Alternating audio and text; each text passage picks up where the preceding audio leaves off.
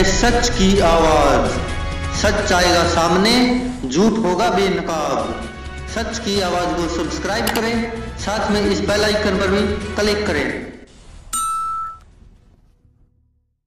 नमस्कार दोस्तों, स्वागत है आपका सच की आवाज़ में। मैं आपका दोस्त मनदीप सिंह इंसा गाजूवाला। जैसा कि दोस्तों आप सबको पता है कि लोकसभा चुनाव 2019 12 मई से हरियाणा में होंगे, लेकिन हरियाणा की सभी राजनीतिक पार्टियों में खलबल मची हुई है। जिस तरह से कांग्रेस में गुटबाजी नजर आती है, तो वहीं हरियाणा की सबसे बड़ी पार्टी होती थी जो कभी एक समय में INLD, वह भी 2 भागों में बंट चुकी है, जिस कारण कि अब INLD का जहाँ वजूद खत्म हो गया है, वहीं पर JJP भी कुछ ज़्यादा खास नहीं कर पा रही। वहीं हरियाणा में कांग्रेस पहले ही 2 गुटों में बटी हुई है। वहीं भारतीय जनता पार्टी जो कि अभी पूर्ण बहुमत सरकार है, जिसकी कि 2014 में 45 सीटें जीतकर पूर्ण बहुमत से सरकार बनाई थी हरियाणा में, वहीं उनके प्रति लोगों का गुस्सा जाहिर होता नजर आ रहा है, जहाँ पर कि किसान, कर्मचारी सभी भारतीय जनता पार्टी की सरकार के खिलाफ है। आपको बता दें कि अब की बार हरियाणा में जो लोकसभा चुनाव होंगे या विधानसभा चुनाव होंगे, उसमें आप सबको पता है कि कितनी कांटे की टक्कर होने वाली है सभी की सभी 10 सीटों पर।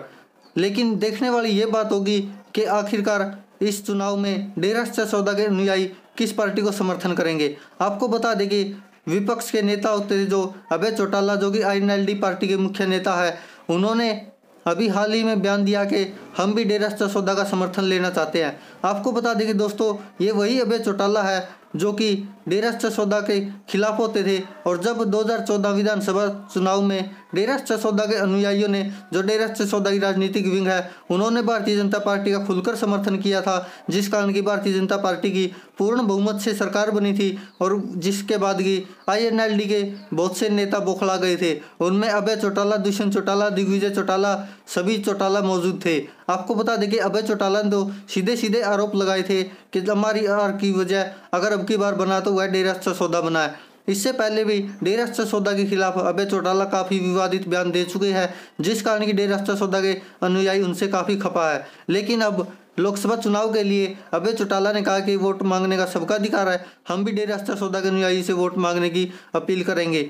वो उनकी मर्जी है, देंगे या नहीं देंगे वो तो समय बताएगा दोस्तों, क्योंकि आपको पता है कि वो चाहे कोई राजनीतिक पार्टी हो, सभी डेरा सच्चा सौदा के अनुयायियों पर आस उम्मीद लगाई बैठी है। वो चाहे हरियाणा की कांग्रेस पार्टी हो या फिर हरियाणा में भारतीय जनता पार्टी हो, क्योंकि मुख्यमंत्री मनोहर लाल खट्टर भी बयान दे चुके हैं कि वो भी डेरा सच्चा सौदा के अनुयायी से चाहते हैं कि वोट करें, क्योंकि वोट मांगना सबका अधिकार है, और वो चाहे कोई भी हो, हम भी मांगेंगे डेरा सच्चा सौदा के अनुयायी से, देना या ना देना उनकी मर्जी है। और वहीं अशोक तंवर जो कि कांग्रेस के प्रदेशाध्यक्ष हरियाणा में, वो भी डेरा सच्चा सौदा के अनुयायियों के बीच जाकर अपनी राजनीति चमका रहे हैं। दोस्तों राजनीति इतनी गंदी हो चुकी है कि जब भी वोटों का समय आता है तो सभी अपनी अपनी झोलियां फैलाकर लोगों के सामने चले जाते हैं, और ऐसा ये वो आ रहा है डेरा सच्चा सौदा के अनुयायियों के सामने कि सभी राजनीतिक पार्टियां उनके सामने झोली फैलाए बैठी है। जैसे पहले होता था वैसे ही अब हालात हो चुके हैं, क्योंकि डेरा सच्चा सौदा के अनुयायियों की लाखों की संख्या सभी राजनीतिक पार्टियों को दिन रात सता रही है कि आखिर यह वोट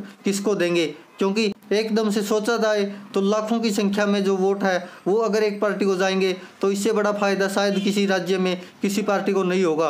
वो तो अब आने वाला समय बताएगा कि डेरा सच्चा सौदा की जो राजनीतिक विंग है वो किसको समर्थन करती है, क्योंकि डेरा सच्चा सौदा की जो राजनीतिक विंग है वो डेरा सच्चा सौदा के सभी अनुयायियों से राय लेकर ही किसी भी पार्टी को समर्थन करती है। लेकिन उससे पहले अभय चौटाला भी चाहते हैं कि डेरा सच्चा सौदा के अनुयायी उनका समर्थन करें ताकि वो भी दोबारा सत्ता में आ सके।